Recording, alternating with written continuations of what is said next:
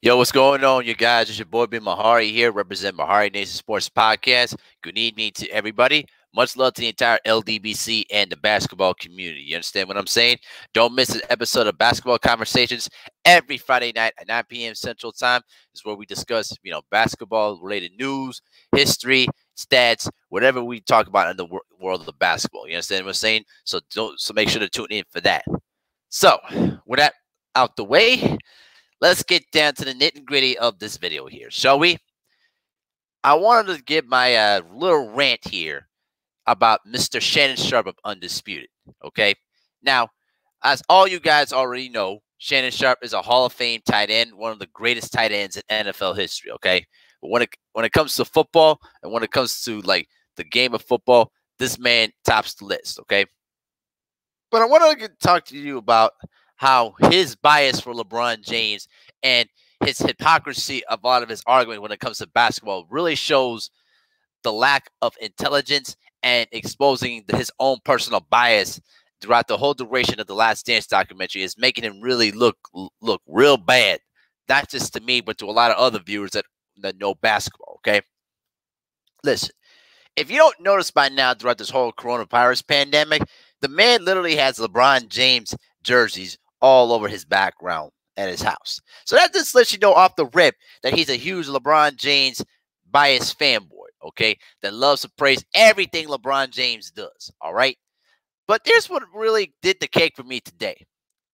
When they were basically talking about how they viewed Michael Jordan as a leader, he basically labeled Michael Jordan as a bully, that he basically was punching teammates and things of that sort, though, man, while Kobe Bryant never did such a thing, which is absolutely false because I think a couple of months back, in the week after Kobe Bryant died, Shannon Sharpe basically said that, Kobe was hard on teammates, but he did everything that he had to do to push his teammates to get them play at a championship level. I'm kind of just paraphrasing kind of what he was saying, which is a complete contradiction about what he said about Michael Jordan. Now, let me just say this, though, off the rip, okay? I don't, you know, support, punching no teammates or anything like that, okay? If a person's punching you during practice, you got to punch back and defend yourself. That I agree with. But the analysis to say that, Michael Jordan was basically a bully and basically a horrible, person other than Kobe Bryant is completely a contradiction, because the way you're phrasing it, you're trying to use it to try to frame LeBron James as basically the good guy and a good leader, which is completely false. All right. And I noticed that because every time when you talk about it, you try to diminish, and try to dismiss, what Michael Jordan did as a leader. Okay. Now, let me put it down like this. I don't, I don't condemn what Michael Jordan did. Okay. Because I don't condemn what he did to Horace Grant. All right. Because if you take away somebody's food and if you're basically punching teammates in practice, listen, you can't allow that to happen. Okay. You got to stand up for yourself. But don't try to sit here and try to twist it that Kobe Bryant never did something like that. When Craig Hodges, who was an assistant with Phil Jackson during the Laker years, pretty much said that Kobe Bryant was twice as worse than Michael Jordan. Just ask Robert Ory. Just ask Smush Parker. Just ask, Paul Gasol. But more importantly, just ask Shaquille O'Neal. Through all the things that he did during practices, always fight, always throwing elbows, trying to grab dudes and things of that sort, taking things a little too far in practice. You know what I mean? Listen, Kobe Bryant was basically the equivalent of Michael Jordan in terms of his leadership style. He did what he had to do to get those guys to play at a certain level. And if you watch He Got Game, the documentary, made by Spike Lee about the Lakers, okay, particularly about Kobe Bryant, you would know that Kobe Bryant did the same thing. There's one little tiny clip where he basically, when Sasha Bridges was trying to guard him, and Kobe's like, shrugging, like, get your hands off me. Don't touch me to risk the scrimmage. And gave him a little wink. Because, listen, Kobe Bryant demanded excellence and demanded championship toughness from his teammates. The same thing applies to Michael Jordan, okay? Both these guys were doing the exact same thing, okay? Talking trash to teammates, demanding them to do this and that, and things of that nature. If without those things, that their teams do not win championships, which is very, very. I'm very disappointed of how Shannon Sharpe is portraying Michael Jordan as basically a bully, when in a sense you dealt with those kind of personalities as a football player, because John Elway did not win a championship until the last 2 years of his career. All right, Didn't you forget how John Elway used to push his teammates too? All right. What about Bill Romanowski? Spin that teammates or spin that opposition. All right. Didn't you forget about that? Oh, here's another thing though too. Here's another thing. How about the fact that LeBron James, basically decided to quit in the 2018 NBA Finals after J.R. Smith made the most headed move in the final seconds of Game 1. All right, what was the leadership? Where's like the camaraderie and all that? Because the last time I remembered, LeBron James got ticked off and basically sat down on the sideline and didn't want to listen to Tyronn Lue in the huddle. All right, Shannon Sharpe basically contradicts a lot of the stuff that I've been noticing in the Last Dance documentary. Now, for a lot of you that don't watch and never seen Michael Jordan play, all right, a lot of it will be surprising to you of how Michael Jordan, treated his teammates and basically pushed a lot of his teammates in during practices. All right. For me, I through my readings, through all the things I've watched on the documentaries and things of that sort. All right, a lot of it throughout my life, I was never surprised with. In fact, all the documentary has done, the Last Dance documentary, is just basically validate what Jordan was as a player. All right.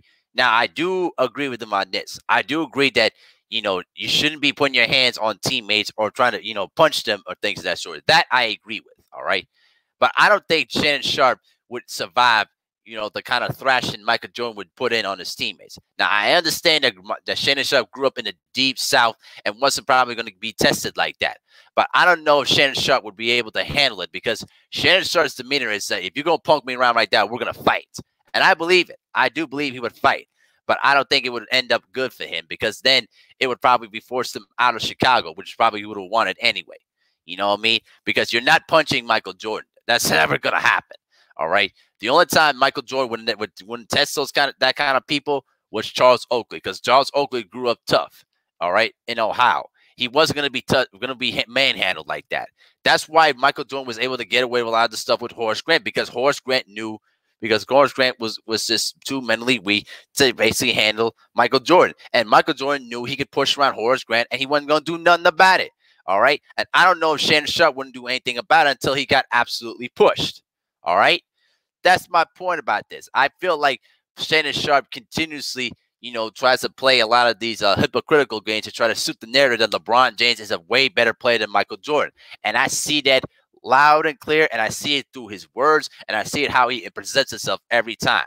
That's why I never watch debate shows. I don't watch Undisputed. I don't watch First Take. It's just a complete waste of time, waste of energy, because if I decided to debate Stephen A. Smith, Mr. Max Kellerman, Skip Bayless, or even Shannon Sharpe, I would blaze them with facts. I would blaze them with knowledge, and they wouldn't like me.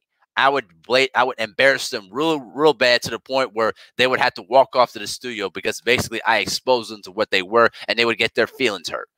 All right, and I don't care if I hurt their feelings. My job is to preach the facts and the truth.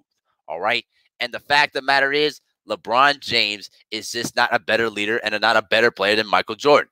Now, yes, they're both great players. Yes, LeBron James is going to probably have a good opportunity to probably surpass, Kobe Bryant and Karl Malone and probably Kareem for all-time scoring. But when in terms about leadership, toughness, and getting the best out of people, LeBron James completely falls short of that mark, because the fact is, LeBron James is a passive-aggressive person, while Michael Jordan and Kobe Bryant are alpha-type leaders who demand the best out of people. All right, because without Michael Jordan's influence on Horace Grant and Scottie Pippen, they don't win championships. Pippen doesn't become a Hall of Famer and one of the great defensive players in the game. And for Kobe Bryant, don't forget, when Paul Gasol got traded to the Lakers, all right, there was a huge perception that Paul Gasol, as talented as he was basically mentally soft, that you could basically push him around and you can get to him. With Kobe Bryant as his teammate, pushing him every day in practice, all right, Paul Gasol became a Hall of Famer and became a way better player in the long term, which helped them win 2 straight championships in 3 years. All right, so don't basically tell me, Shannon Sharpe, that you're very surprised of how Michael Jordan basically was a bully to his teammates. No, you weren't, because you basically experienced some of those kind of personalities when you were as a football player with the Denver Broncos and with the Baltimore Ravens. All right, that's just how it is. All right. If you weren't going to be willing to do the necessary work and the necessary dedication and handle some of the, the lashing that both those players, both Jordan and Kobe, was going to throw at you, they were going to make your life miserable, and you probably would just quit. All right. Because I've seen players quit through that whole rough house tactics and basically the huge lashing that both Jordan and Kobe dished out to all their teammates. See what I mean? I don't understand how you could say that Michael Jordan was a bully, but then at the same time praise Kobe Bryant for his leaderships. It does not work that way. You can't play one side over the other, because both of them were basically cut from the same breed and the same mentality and necessarily the same skills, if you want to put it that way, both Jordan and Kobe. I'm glad that this documentary is basically shutting down the notion that LeBron James is basically in the same class as Michael Jordan, because all this documentary shows is that LeBron lacks a lot of different things that Michael Jordan and Kobe Bryant have. The necessary mental toughness, the grit, the demanding, and also the enforceable demanding to help elevate their teammates to get to their championship level. Because when it came down to playoff time, those other teams want what you got. All right. And Michael Jordan was obsessed of winning, because he knew if his team did not play at that championship level, they was going to go home early. They both Jordan and Kobe knew that. And I'm you know what? Of all people about it, I'm not surprised at how Shannon Sharpe likes to play, these favoritism games when it comes to Michael Jordan and Kobe Bryant. All right. Because he was trying to set the narrative about LeBron James. You know what I mean? And I'm telling you, Horace Grant, please don't go on Undisputed. Please don't. All right. Yes, you had your issues with Jordan in the past, but those stories need to be left alone. You already made the cardinal sin of talking to Sam Smith about the book.